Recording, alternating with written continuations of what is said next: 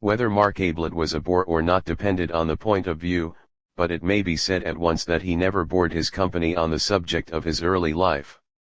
However, stories get about. There is always somebody who knows. It was understood, and this, anyhow, on Mark's own authority, that his father had been a country clergyman. It was said that, as a boy, Mark had attracted the notice, and patronage, of some rich old spinster of the neighborhood, who had paid for his education, both at school and university. At about the time when he was coming down from Cambridge, his father had died, leaving behind him a few debts, as a warning to his family, and a reputation for short sermons, as an example to his successor. Neither warning nor example seems to have been effective. Mark went to London, with an allowance from his patron, and, it is generally agreed, made acquaintance with the money lenders. He was supposed, by his patron and any others who inquired, to be writing, but what he wrote, other than letters asking for more time to pay, has never been discovered. However, he attended the theatres and music halls very regularly, no doubt with a view to some serious articles in the Spectator on the decadence of the English stage. Fortunately, from Mark's point of view, his patron died during his third year in London, and left him all the money he wanted. From that moment his life loses its legendary character, and becomes more a matter of history. He settled accounts with the money lenders, abandoned his crop of wild oats to the harvesting of others, and became in his turn a patron. He patronized the arts. It was not only usurers who discovered that Mark Ablett no longer wrote for money.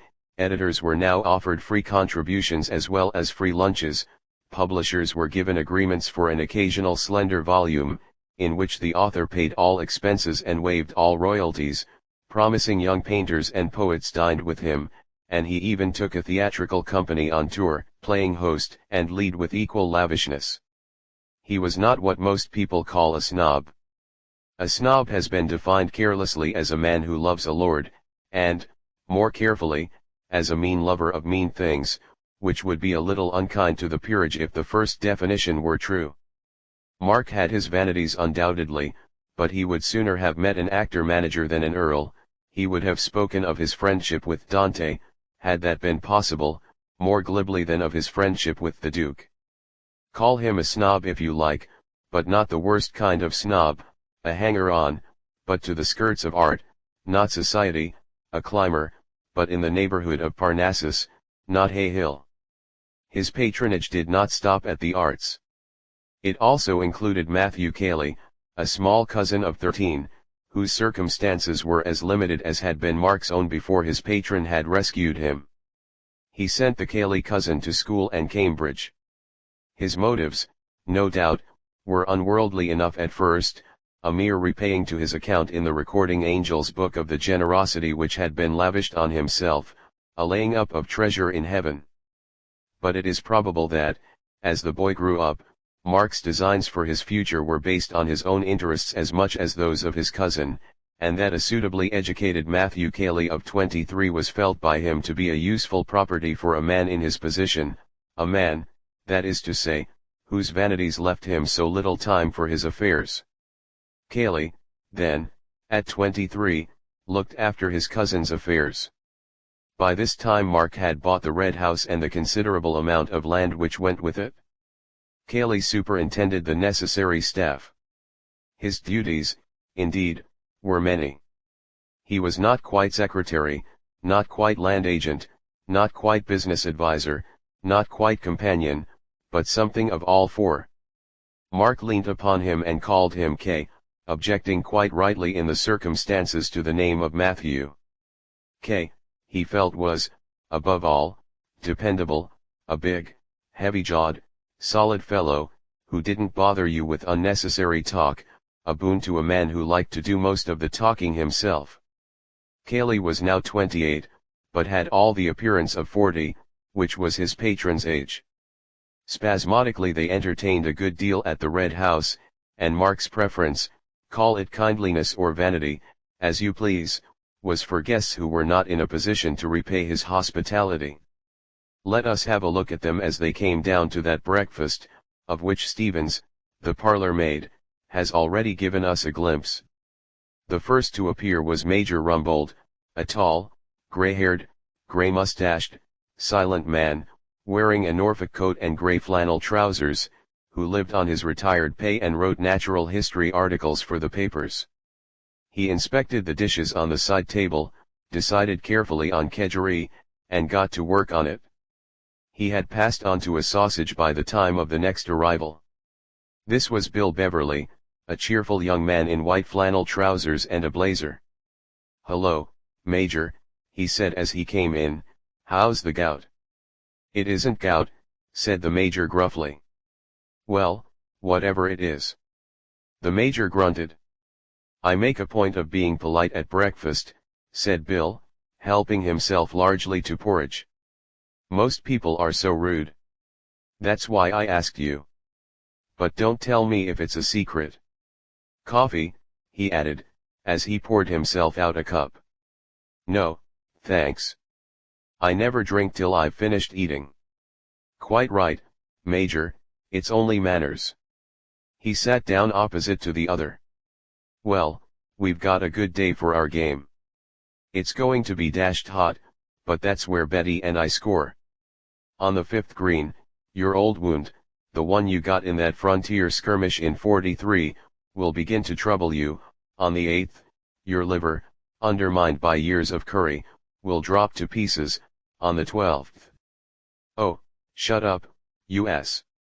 Well, I'm only warning you. Hello, good morning, Miss Norris. I was just telling the Major what was going to happen to you and him this morning. Do you want any assistance, or do you prefer choosing your own breakfast?" "Please don't get up," said Miss Norris. "I'll help myself." "Good morning, Major." She smiled pleasantly at him. The Major nodded. "Good morning. Going to be hot." "As I was telling him," began Bill, "that's where, hello, here's Betty." "Morning, Kaylee." Betty Calladine and Kaylee had come in together. Betty was the 18-year-old daughter of Mrs. John Calladine, widow of the painter, who was acting hostess on this occasion for Mark. Ruth Norris took herself seriously as an actress and, on her holidays, seriously as a golfer. She was quite competent as either. Neither the Stage Society nor Sandwich had any terrors for her. "By the way, the car will be round at 10:30, said Kaylee, looking up from his letters. "You're lunching there, and driving back directly afterwards. Isn't that right?" "I don't see why we shouldn't have 2 rounds, said Bill hopefully.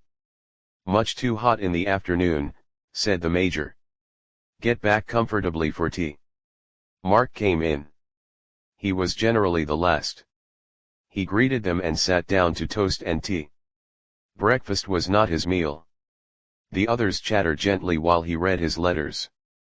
"Good God," said Mark suddenly. There was an instinctive turning of heads towards him. "I beg your pardon, Miss Norris." "Sorry, Betty." Miss Norris smiled her forgiveness. She often wanted to say it herself, particularly at rehearsals.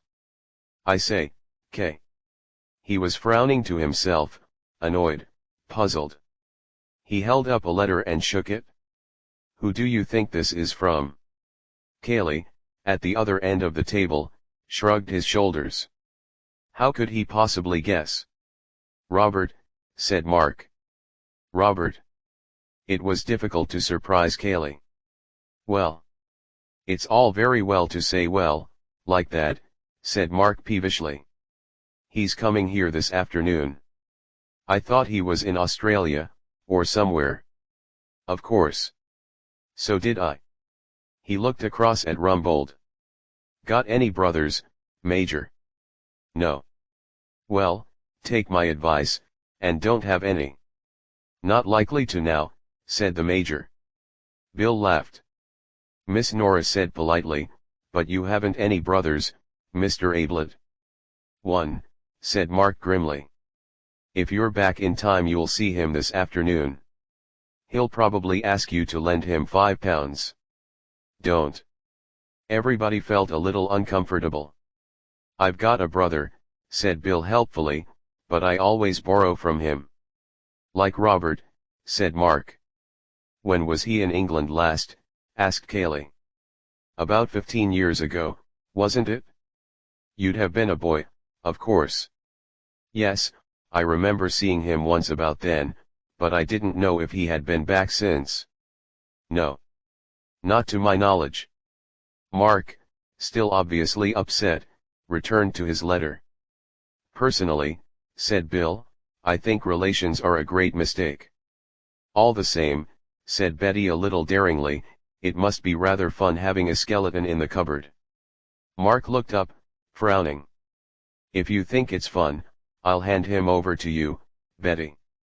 If he's anything like he used to be, and like his few letters have been, well, Kay knows." Kaylee grunted.